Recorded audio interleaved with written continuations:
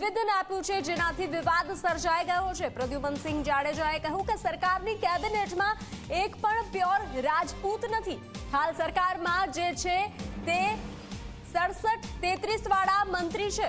આપણા એક પણ આગેવાનને ટિકિટ નથી આપી। પ્રદ્યુમનસિંહ જાડેજા કહી રહ્યા છે કે ગુજરાતમાં આપણા કોઈ પણ એમએલએને મંત્રી નથી બનાવ્યા। જે છે તે 67-33 વાળા મંત્રી છે। તેમણે એમ પણ કહ્યું કે 67-33 એટલે પ્યોર રાજપૂત કેબિનેટમાં નથી, એવું કહેવા માંગુ છું। આ નિવેદન સરકારમાં જે ક્ષત્રિય આગેવાનો મંત્રી છે તેમના માঝે અપાયું હોવાથી ઉત્તર ગુજરાતના ક્ષત્રિય આગેવાનોએ વિરોધ નોંધાવ્યો છે।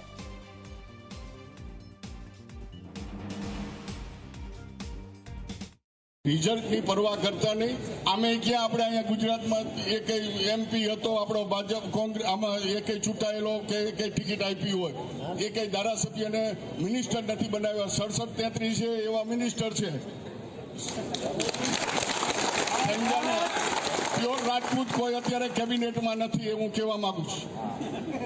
એટલે 67-33 કોટનમાં કાપડ આવે ને, 67% કોટન ને 33% ટેરી કોટન, એટલે આ 67-33 છે અત્યારે કોઈ નથી। એટલે આપણે કઈ ગુમાવવાનું નથી। આપણે એક જ વસ્તુ છે, ફાઇટ ટુ ફિનિશ। આ તો રાજકોટનો પ્રશ્ન નથી, આખા સમગ્ર ગુજરાતનો સમગ્ર ભારતનો આ પ્રશ્ન છે। રિઝલ્ટની પરવા કરતા નહીં। આમે ક્યાં આપણે અહીંયા ગુજરાતમાં એક એમપી હતો આપણો ભાજપ કોંગ્રેસ, આમાં એક ચૂંટાયેલો કે ટિકિટ આપી હોય, એક ધારાસભ્યને મિનિસ્ટર નથી બનાવ્યા। 67-33 છે એવા મિનિસ્ટર છે। પ્યોર રાજપૂત કોઈ અત્યારે કેબિનેટમાં નથી, હું કહેવા માંગુ છું। એટલે 67-33 કોટનમાં કાપડ આવે ને, 67% કોટન ને 33% ટેરી કોટન, એટલે આ 67-33 છે અત્યારે કોઈ નથી। એટલે આપણે કઈ ગુમાવવાનું નથી। આપણે એક જ વસ્તુ છે, ફાઇટ ટુ ફિનિશ। આ તો રાજકોટનો પ્રશ્ન નથી, આખા સમગ્ર ગુજરાતનો સમગ્ર ભારતનો આ પ્રશ્ન છે। નેતા જોડાઈ ચૂક્યા છે આપણી સાથે, જયરાજસિંહ પરમારજી। જયરાજસિંહ, ઝી 24 કલાકમાં આપનું સ્વાગત છે। આ વિવાદિત નિવેદનને લઈ અને શું કહેશો આપ? જો જે રીતે મેં આપના માધ્યમથી 24 કલાકના પ્રતિષ્ઠિત માધ્યમથી જે રીતે સાંભળી રહ્યો છું, એ પ્રદ્યુમનસિંહજીએ કોઈ સભામાં એવું કહ્યું છે, પણ હકીકતમાં અમે એ વાત સાથે બિલકુલ સંમત નથી। ક્ષત્રિય સમાજનો 5000 વર્ષનો ઇતિહાસ છે। 500 વર્ષ આ દેશ પર ક્ષત્રિય સમાજે રાજ કર્યું છે। આ દેશની સંસ્કૃતિ ક્ષત્રિય સમાજને આધારિત છે। અનેક દાખલાઓ દઈ શકાય। ભક્તિની પરાકાષ્ઠામાં મીરાબાઈથી શરૂ કરી ભક્ત પ્રહલાદ સુધી, શૂરવીરતામાં મહારાણા પ્રતાપ, છત્રપતિ શિવાજી, પૃથ્વીરાજ ચૌહાણથી લઈને અનેક લોકો, દાનવીરો, કર્ણથી લઈ અનેક દાનવીરોથી ક્ષત્રિય સમાજે ભેટ આપી છે। ક્ષત્રિય સમાજની અંદર અનેક પ્રકારના જુદા જુદા લોકો હોય, એમાં કોઈ 67-33 આવી વાહિયાત વાત કરવા વાળા લોકો એ ક્ષત્રિય સમાજમાં ભાગલા પડાવવા માટે માંગે છે। એમની માનસિકતાથી ખૂબ દૂર છે, એમને વાસ્તવિકથી ખબર નથી। કરાસિયા રાજપૂત સમાજ હોય, કાઠી રાજપૂત સમાજ હોય, કારડિયા રાજપૂત સમાજ હોય, નાડોદા રાજપૂત સમાજ હોય કે ગુર્જર ક્ષત્રિય હોય, જાગીરદાર સમાજ હોય, પાલવી સમાજ હોય, બધા ક્ષત્રિય સમાજના 13 તાસડી 13 તત્વો તમામ લોકો એ જ છે।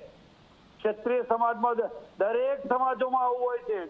તમે શ્વેત મૂર્તિ પૂજક, બીજા ત્રીજા એમ જૈન ધર્મ તમે જાઓ તો જૈનોમાં, વાણિકોમાં, પાટીદારોમાં, લેવા, કડવા, બ્રાહ્મણોમાં, અવધિ છે, બીજા ત્રીજા અનેક આદિવાસી સમાજ હોય તો એમાં એટલે દરેક જગ્યાએ દરેક સમાજની અંદર અલગ તંતુઓ અને એના પાટા હોય છે।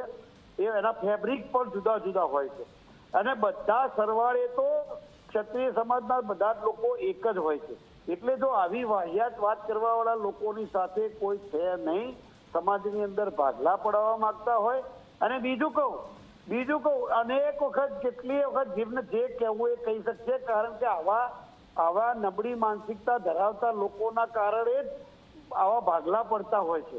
એટલે અમે બિલકુલ એમની સાથે નથી ને એને વખોડી કાઢું છું। જે અન્ય સમાજના લોકો જે રીતે અન્ય સમાજના લોકોની ટિપ્પણી સામે આવી છે, નેતાઓની પણ ટિપ્પણી ક્ષત્રિય સમાજ ઉપર સામે આવી છે, પરંતુ હવે તો ક્ષત્રિય સમાજમાં જ જે છે એકબીજા પર ટિપ્પણી સામે આવી રહી છે। ના, ક્ષત્રિય સમાજ, હું કહું એક વાત બહુ સ્પષ્ટ કહું કે ક્ષત્રિય સમાજનો ઐતિહાસિક વારસો મોટો છે। તમે આ દેશની સંસ્કૃતિ, આ દેશનો ઇતિહાસ, આ દેશની શૂરવીરતા, આ દેશનો ત્યાગ, આ દેશનો બલિદાન, જો તમે આનો ઇતિહાસમાંથી ક્ષત્રિય સમાજનો ઇતિહાસ કાઢી લો તો મોટે ભાગે ઉપરનો નીચેનો પુઠ્ઠા સિવાય કશું વધે નહીં. એટલી સંસ્કૃતિથી લઈને 5000 વર્ષના તમામ ભગવાન રામ, કૃષ્ણ, મહાવીર, બુદ્ધ, તમામ દેવીઓ બધા ક્ષત્રિય કુળમાં જન્મે છે, ક્ષત્રિય છે. પણ મારી વાત એટલી છે કે તમામ લોકો ક્ષત્રિય સમાજને માનથી જ જુએ છે એવી કોઈ વાત જ નથી. કદાચ હા વાહિયાત કોઈ બે માણસના કહેવાથી કોઈ સમાજ ઊંચો નીચો થઈ જતો નથી અને તમામ સમાજો ક્ષત્રિય સમાજને રક્ષે તો ઇતિ ક્ષત્રિય. અમે તો તમામ લોકો ક્ષત્રિય તો ગુણોનો સમૂહ છે. એટલે કોઈ ક્ષત્રિય સમાજની કોઈ ઊંચી કે નીચી વાત ગમે તેટલા લોકો કરે પોતાના હોય તો અમે ઊંચા અને અમે નીચા અમે બિલકુલ એમાં માનતા નથી. અને લેવડ દેવડ સમાજ ગોળ એ તો બધી સામાજિક વ્યવસ્થાનો ભાગ છે. એનાથી કોઈ ઊંચું કે નીચું થઈ જતું નથી. બીજું ક્ષત્રિય સમાજ એ આખા દેશમાં અને દુનિયામાં છે. પાકિસ્તાનમાં રાણા હમીરસિંહથી લઈને ક્ષત્રિય સમાજના લોકો ખૂબ મોટી સંખ્યામાં છે. તે રાજાઓ છે, આજે બી છે. એટલે કાશ્મીરથી કન્યાકુમારી સુધી કે દ્વારકાથી છેક ગૌહતી સુધી આ દેશમાં તમામ જગ્યાએ ક્ષત્રિય સમાજ છે. હા, એની ભાષાઓ દેશમાં 3400 કરતા વધુ ભાષાઓ છે, 8000 કરતા વધુ બોલીઓ છે, એટલી ને એટલી જ્ઞાતિઓ છે, 16000 કરતા વધુ પેટા જ્ઞાતિઓ છે. એટલે એને કોઈ મુદ્દો બનાવી કોઈ ઊંચા નીચા તો પોતે ફક્ત પોતાની જાતને ખુશ રાખવા માટેની વાત છે. બાકી કોઈ એક વ્યક્તિના કહેવાથી કોઈ નીચું થતું નથી, કોઈ ઊંચું થતું નથી. એટલે એ એમની વ્યક્તિગત માનસિકતા છે. જી જયરાજસિંહજી, આપ ઝી 24 કલાક સાથે જોડાયા, આપનો આભાર. તો પ્રદ્યુમનસિંહ જાડેજાનું વિવાદિત નિવેદન સામે આવ્યું છે. ગુજરાતમાં આપણા કોઈ પણ MLA મંત્રી નથી બનાવ્યા. જે છે તે 67-33 વાળા મંત્રી છે. તેમણે એમ પણ કહ્યું કે 67-33 એટલે પ્યોર રાજપૂત કેબિનેટમાં નથી, તેવું કહેવા માંગુ છું. રિઝલ્ટની પરવા કરતા નહીં.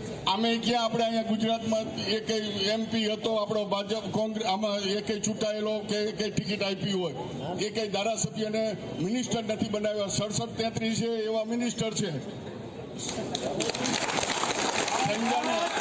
પ્યોર રાજપૂત કોઈ અત્યારે કેબિનેટમાં નથી એવું કહેવા માંગુ છું. એટલે 67-33 કોટનમાં કાપડ આવે ને, 67% કોટન ને 33% ટેરી કોટન. એટલે આ 67-33 છે અત્યારે કોઈ નથી.